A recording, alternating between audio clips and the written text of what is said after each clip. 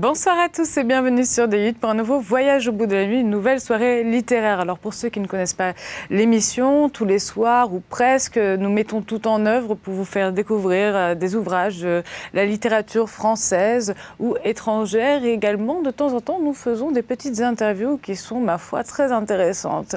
Voilà, donc ce soir, je vais continuer la lecture des Filles du Feu, qui est un recueil de nouvelles de Gérard de Nerval, qui est une des figures emblématiques du romantisme français.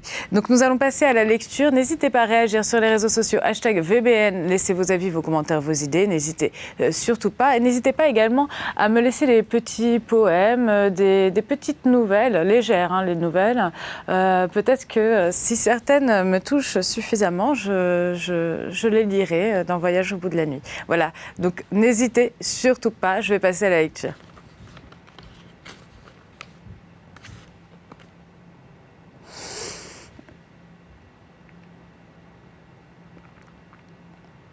Je regagnai mon lit, et je ne pus y trouver le repos. Plongé dans une demi-somnolence, toute ma jeunesse repassait en mes souvenirs. Cet état où l'esprit résiste encore aux bizarres combinaisons du songe permet souvent de voir se presser en quelques minutes les tableaux les plus saillants d'une longue période de la vie. Je me représentais un château du temps de Henri IV, avec ses toits pointus, couverts d'ardoises et sa face rougeâtre, aux inconires dentelées de pierre jaunie. Une grande place verte encadrée d'ormes et de tilleuls, dont le soleil couchant perçait le feuillage de ses traits enflammés. Des jeunes filles dansaient en rond sur la pelouse en chantant de vieux airs transmis par leur mère et d'un français si naturellement pur que l'on se sentait bien d'exister dans ce pays du Valois, où pendant plus de 1000 ans a battu le cœur de la France.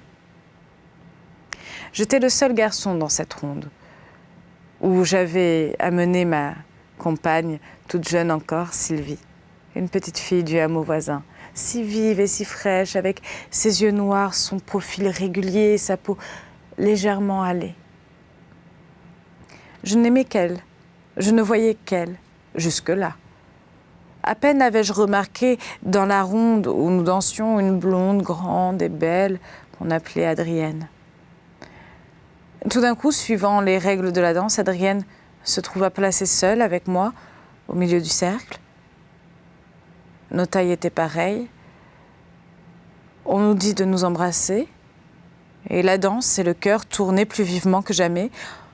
En lui donnant ce baiser, je ne pus m'empêcher de lui presser la main. Les longs anneaux roulés de ses cheveux d'or, effleuraient ma joue. De ce moment, un trouble inconnu s'empara de moi.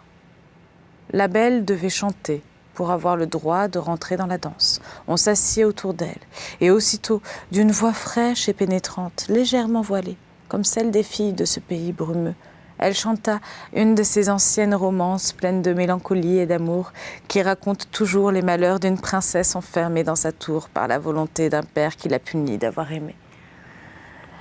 La mélodie se terminait à chaque stance par ces trilles chevrotants que font valoir si bien les voix jeunes, quand elles imitent par un frisson modulé la voix tremblante des aïeuls.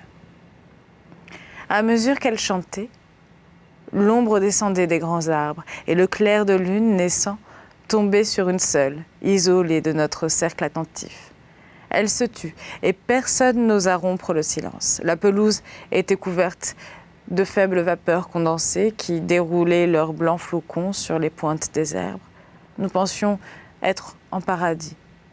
Je me levai enfin, courant au parterre du château où se trouvaient des lauriers plantés dans de grands vases de faïence peints en camailleux. Je rapportai 2 branches qui furent tressées en couronne et nouées d'un ruban. Je posai sur la tête d'Adrienne cet ornement dont les feuilles lustrées éclataient sur ses cheveux blonds aux rayons pâles de la lune. Elle ressemblait à la Béatrice de Dante, qui sourit au poète errant sur la lisière des saintes demeures. Adrienne se leva, développant sa taille élancée. Elle nous fit un salut gracieux et rentra en courant dans le château. C'était, nous dit-on, la petite fille de l'un des descendants d'une famille alliée aux anciens rois de France. Le sang des Valois coulait dans ses veines. Pour ce jour de fête, on lui avait permis de se mêler à nos jeux. Nous ne devions plus la revoir, car le lendemain, elle repartit pour un couvent où elle était pensionnaire. Quand je revins près de Sylvie, je m'aperçus qu'elle pleurait. La couronne donnée par mes mains à la belle chanteuse était le sujet de ses larmes. Je lui offris d'en aller cueillir une autre, mais elle dit qu'elle n'y tenait nullement, ne la méritant pas. Je voulus en vain me défendre, elle ne me dit plus un mot, plus un seul mot, pendant que je la reconduisais chez ses parents. Rappelé moi-même à Paris pour y reprendre mes études, j'emportais cette double image d'une amitié tendre, tristement rompue, puis d'un amour impossible et vague, source de pensées douloureuses que la philosophie de collège était impuissante à calmer. La figure d'Adrienne resta seule triomphante. Mirage de la gloire et de la beauté adoucissant ou partageant les heures des sévères études. Aux vacances de l'année suivante, j'appris que cette belle, à peine entrevue, était consacrée par sa famille à la vie religieuse. 3. Résolution. Tout m'était expliqué par ce souvenir à demi rêvé. Cet amour vague et sans espoir conçu pour une femme de théâtre qui, tous les soirs, me prenait à l'heure du spectacle pour ne me quitter qu'à l'heure du sommeil, avait son germe dans le souvenir d'Adrienne, fleur de la nuit éclose à la pâle clarté de la lune, fantôme rose et blond glissant sur l'herbe verte à demi baignée de blanches vapeurs. La ressemblance d'une figure oubliée depuis des années se dessinait désormais avec une netteté singulière. C'était un crayon estompé par le temps qui se faisait peinture, comme ces vieux croquis de maîtres admirés dans un musée, dont on retrouve ailleurs l'original éblouissant. Aimer une religieuse sous la forme d'une actrice. Et si c'était la même? Il y a de quoi devenir fou. C'est un entraînement fatal où l'inconnu vous attire comme le feu follet fuyant sur les joncs d'une eau morte. Reprenons pied sur le réel. Et Sylvie, que j'aimais tant, pourquoi l'ai-je oubliée depuis 3 ans? C'était une bien jolie fille et la plus belle de Loisy. Elle existe, elle, bonne et pure de cœur sans doute. Je revois sa fenêtre où le pampre s'enlace au rosier, la cage de fauvette suspendue à gauche, j'entends le bruit de ses fuseaux sonores et sa chanson favorite. La belle était assise près du ruisseau coulant. Elle m'attend encore, qui l'aurait épousée. Elle est si pauvre. Dans son village et dans ceux qui l'entourent, de bons paysans en blouse, aux mains rudes, à la face amaigrie, au teint hâlé. Elle m'aimait seule, moi, le petit Parisien, quand j'allais voir près de Loisy, mon pauvre oncle mort aujourd'hui. Depuis 3 ans, je dissipe en seigneur le bien modeste qui m'a laissé et qui pouvait suffire à ma vie. Avec Sylvie, je l'aurais conservé. Le hasard m'en rend une partie, il est temps encore. À cette heure, que fait-elle? Elle dort? Non, elle ne dort pas. C'est aujourd'hui la fête de l'Arc, la seule de l'année où l'on danse toute la nuit. Elle est à la fête. Quelle heure est-il? Je n'ai pas de montre. Au milieu de toutes les splendeurs de bric-à-brac qu'il était d'usage de réunir à cette époque pour restaurer dans sa couleur locale un appartement d'autrefois, brillait d'un éclat rafraîchi une de ces pendules d'écaille de la Renaissance dont le daube doré surmonté de la figure du temps et supporté par des cariatides du style Médicis reposant à leur tour sur des chevaux à demi cabrés. La Diane historique, accoudée sur son cerf et en bas-relief sous le cadran, où s'étalent sur un fond niellé les chiffres émaillés des heures. Le mouvement excellent sans doute, n'avait pas été remontée depuis 2 siècles. Ce n'était pas pour savoir l'heure que j'avais acheté cette pendule en Touraine. Je descendis chez le concierge. Son coucou marquait 1 heure du matin. En 4 heures, me dis-je, je puis arriver au bal de Loisy. Il y avait encore sur la place du Palais Royal 5 ou 6 fiacres stationnant pour les habitués des cercles et des maisons de jeu. À Loisy, dis-je au plus apparent. Où cela est-il? Près de Senlis, à 8 lieues. Je vais vous conduire à la poste, dit le cocher, moins préoccupé que moi. Quelle triste route, la nuit que cette route de Flandre, qui ne devient belle qu'en atteignant la zone des forêts. Toujours ces 2 fils d'arbres monotones qui grimacent des formes vagues au-delà des carrés de verdure et de terre remuées, bornés à gauche par les collines bleuâtres de Montmorency, d'Écouen, de Luzarches.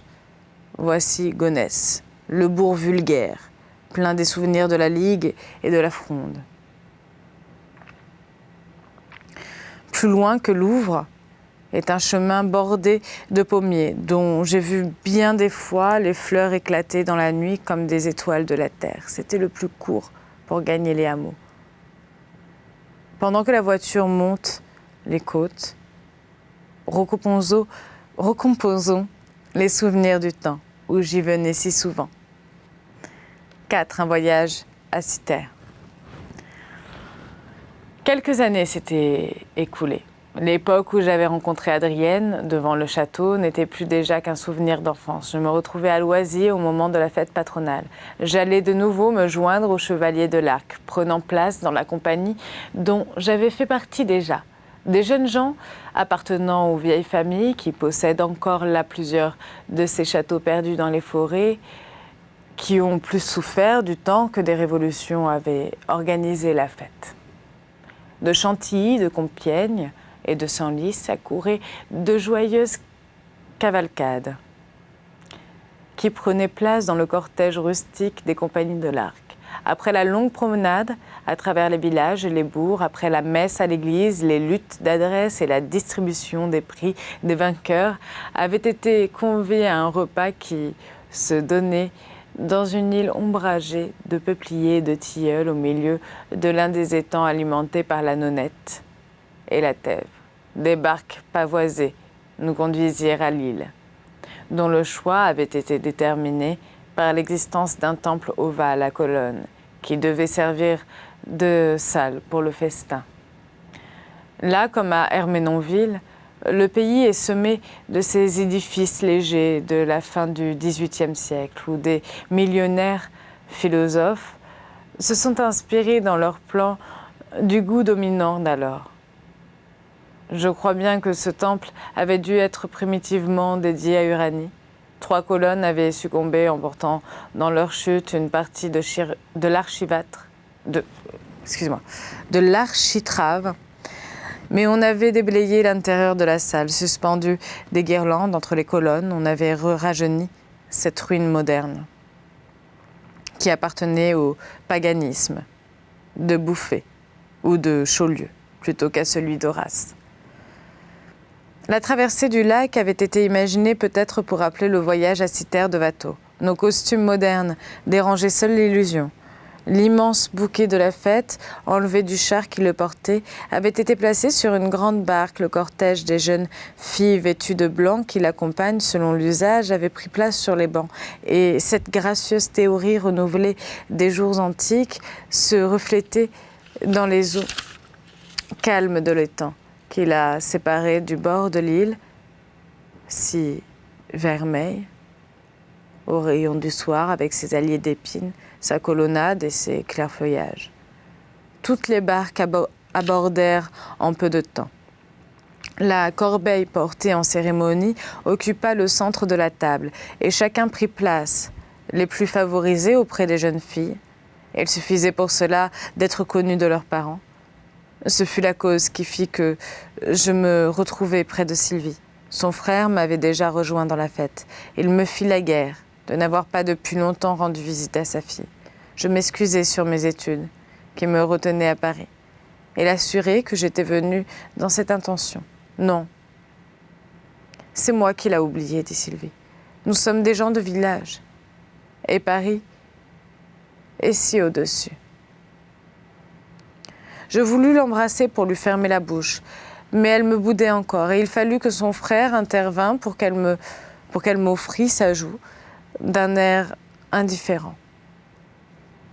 Je n'eus aucune joie de ce baiser, dont bien d'autres obtenaient la faveur, car dans ce pays patriarcal où l'on salue tout homme qui passe, un baiser n'est autre chose qu'une politesse entre bonnes gens.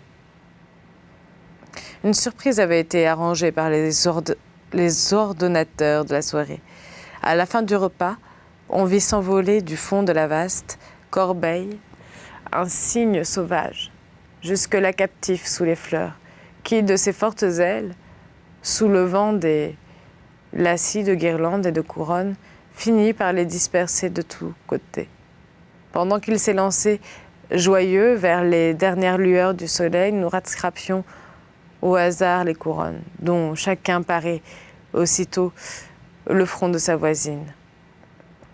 J'eus le bonheur de saisir une des plus belles, et Sylvie, souriante, se laissa embrasser, cette fois, plus tendrement que l'autre. Je compris que j'effaçais ainsi le souvenir d'un autre temps. Je l'admirais cette fois sans partage. Elle était devenue si belle. Ce n'était plus cette petite fille de village que j'avais dédaignée pour une plus grande et plus faite aux grâces du monde. Tout en elle avait gagné. Le charme de ses yeux noirs si séduisants dès son enfance était devenu irrésistible. Sous l'orbite arquée de ses sourcils, son sourire éclairant tout à coup des traits réguliers et placides avait quelque chose d'athénien. J'admirais cette physionomie digne de l'art antique au milieu des minois chiffonnés de ses compagnes. Ses mains délicatement allongées, ses bras qui avaient blanchi en s'arrondissant, sa taille dégagée, la faisait tout autre que je ne l'avais vue. Je ne pus m'empêcher de lui dire combien je la trouvais différente d'elle-même, espérant couvrir ainsi mon ancienne et rapide infidélité. Tout me favorisait d'ailleurs, l'amitié de son frère, l'impression charmante de cette fête, l'heure du soir et le lieu même où, par une fantaisie pleine de goût, on avait reproduit une image des galantes solennités d'autrefois. Tant que nous pouvions, nous échappions à la danse pour causer de nos souvenirs d'enfance et pour admirer en rêvant à deux les reflets du ciel sur les ombrages et sur les eaux. Il fallut que le frère de Sylvie nous arrachât à cette contemplation en disant qu'il était temps de retourner au village assez éloigné qu'habitaient ses parents. Chapitre 5, le village. C'était à Loisy, dans l'ancienne maison du garde. Je les conduisis jusque-là, puis je retournai à Montagny, où je demeurai chez mon oncle, en quittant le chemin, pour traverser un petit bois qui sépare Loisy de Saint-Anse. Je ne tardai pas à m'engager dans une sente profonde qui longe la forêt d'Ermenonville. Je m'attendais ensuite à rencontrer les murs d'un couvent qu'il fallait suivre pendant un quart de lieue. La lune se cachait de temps à autre sous les nuages, éclairant à peine les roches de grès sombres et les bruyères qui se multipliaient sous mes pas. À droite et à gauche, des lisières de forêt sans route tracée et toujours devant moi, ces roches druidiques de la contrée qui gardent le souvenir des fils d'Armène, exterminés par les Romains. Du haut de ces entassements sublimes, je voyais les étangs lointains se découper comme des miroirs sur la plaine brumeuse, sans pouvoir distinguer celui même où s'était passée la fête. L'air était tiède et embaumé. Je résolus de ne pas aller plus loin et d'attendre le matin en me couchant sur des touffes de bruyère. En me réveillant, je reconnus peu à peu les points voisins du lieu où je m'étais égarée dans la nuit. À ma gauche, je vis se dessiner la longue ligne des murs du couvent de Saint-Anse. Puis de l'autre côté de la vallée, la butte aux gens d'armes, avec les ruines ébréchées de l'antique résidence carlovingienne. Près de là, au-dessus des touffes de bois, les hautes masures de l'abbaye de Thiers, découpées sur l'horizon, leurs pans de murailles percés de trèfles et d'ogives. Au-delà, le manoir gothique de Pontarmé, entouré d'eau comme autrefois, refléta bientôt les premiers feux du jour, tandis qu'on voyait se dresser au midi le haut donjon de la Tournelle et les 4 tours de Bertrand-Fosse sur les premiers coteaux de Montmélian. Cette nuit m'avait été si douce, et je ne songeais qu'à Sylvie. Cependant, l'aspect du couvent me donna à un instant l'idée que c'était celui peut-être qu'habitait Adrienne. Le tintement de la cloche du matin était encore dans mon oreille et m'avait sans doute réveillée. J'eus un instant l'idée de jeter un coup d'œil par-dessus les murs en gravissant la plus haute pointe des rochers. Mais en y réfléchissant, je m'en gardais comme d'une profanation. Excusez-moi. Le jour, en grandissant, chassa ma pensée, se vint souvenir et n'y laissa plus que les traits rosés de Sylvie. Allons la réveiller, me dis-je, et je repris le chemin de Loisy. Voici le village au bout de la sente qui côtoie la forêt. 20 chaumières dont la vigne et les roses grimpantes festonnent les murs. Des fileuses matinales coiffées de mouchoirs rouges travaillent, réunies dans une ferme. Sylvie n'est point avec elle. C'est presque une demoiselle depuis qu'elle exécute de fines dentelles, tandis que ses parents sont restés de bons villageois. Je suis montée à sa chambre sans étonner personne. Déjà levée depuis longtemps, elle agitait les fuseaux de sa dentelle, qui claquaient avec un doux bruit sur le carreau vert qui soutenait ses genoux. « Vous voilà paresseux, dit-elle avec son sourire divin. Je suis sûre que vous sortez seulement de votre lit. » Je lui racontai ma nuit passée, sans sommeil, mes courses égarées à travers les bois et les roches. Elle voulut bien me plaindre un instant. « Si vous n'êtes pas fatigué, je vais vous faire courir encore. Nous irons voir ma grande-tante à Otis. » J'avais à peine répondu qu'elle se leva joyeusement, arrangea ses cheveux devant un miroir et se coiffa d'un chapeau de paille rustique. L'innocence et la joie éclataient dans ses yeux. Nous partîmes en suivant les bords de la Tève, à travers les prés semés de marguerites et de boutons d'or, puis le long des bois de Saint-Laurent, franchissant parfois les ruisseaux et les halliers pour abréger la route. Les merles sifflaient dans les arbres et les mésanges s'échappaient joyeusement des buissons frôlés par notre marche. Parfois, nous rencontrions sous nos pas les pervenches si chères à Rousseau, ouvrant leur corolle bleue parmi ces longs rameaux de feuilles accouplées. Liane modeste qui arrêtait les pieds furtifs de ma compagne, indifférente aux souvenirs du philosophe genevois. Elle cherchait ça et là, les fraises parfumées, et moi je lui parlais de la nouvelle Héloïse, dont je récitais par cœur quelques passages. « Est-ce que c'est joli ?» dit-elle. « C'est sublime. » Est-ce mieux qu'Auguste Lafontaine? C'est plus tendre. Oh, bien, dit-elle, il faut que je lise cela. Je dirai à mon frère de me l'apporter la première fois qu'il ira à Senlis. Et je continuai à réciter les fragments de l'Héloïse, pendant que Sylvie cueillait des fraises. 6. Otis. Au sortir du bois, nous rencontrâmes de grandes touffes de digital pourprées. Elle en fit un énorme bouquet en me disant « C'est pour ma tante.